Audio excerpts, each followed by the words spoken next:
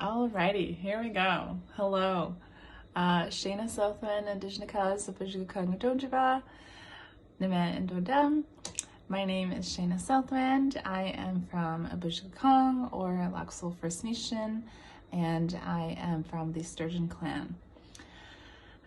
So I was invited here today by my wonderful, beautiful, powerful colleague, Victoria.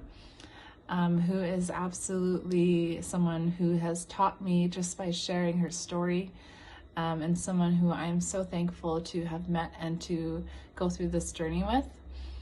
And I just want to note that you guys are so very lucky to spend this time with her. So I was invited to talk about family violence and domestic violence and what these two things mean to me. And what this workshop means to me. So this workshop is one that really does hold a dear place in my heart because it was one that I really didn't want to do. These are topics that I didn't realize have had so much impact in my life, and topics that I didn't realize either that I was ready to deal with, but going through the process of planning and delivering this workshop with Victoria and Angela in Toronto in September really kick-started the process of identifying just how much family violence and domestic violence has impacted me. So I experienced family violence in the form of physical, emotional, and sexual abuse from the time that I was a very small child. The first memory I have is probably 3 years old, and I won't get into the nitty-gritty details of that, but I will say that from 3 years old into midway through my teens, I did experience family violence firsthand. I also witnessed it being perpetrated against my siblings and my cousins, and I also witnessed violence between my parents. So that was a lot, and growing up in it, I normalized it. I thought, this is normal. This is hard, but okay, I can do it. And I think that line of thinking is exactly what made me not realize up until now that these things have had a profound impact on who I am and how I function day to day. And so these experiences are ones that I am working really hard to heal from.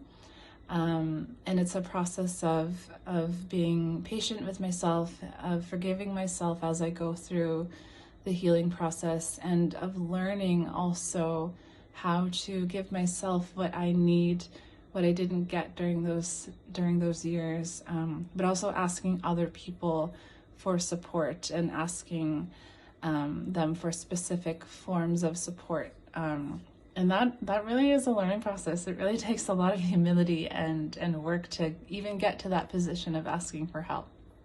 And so I've also, unfortunately, been through experiences of domestic violence as well. I was in a long-term relationship in which I experienced physical violence, emotional violence, and sexual violence as well.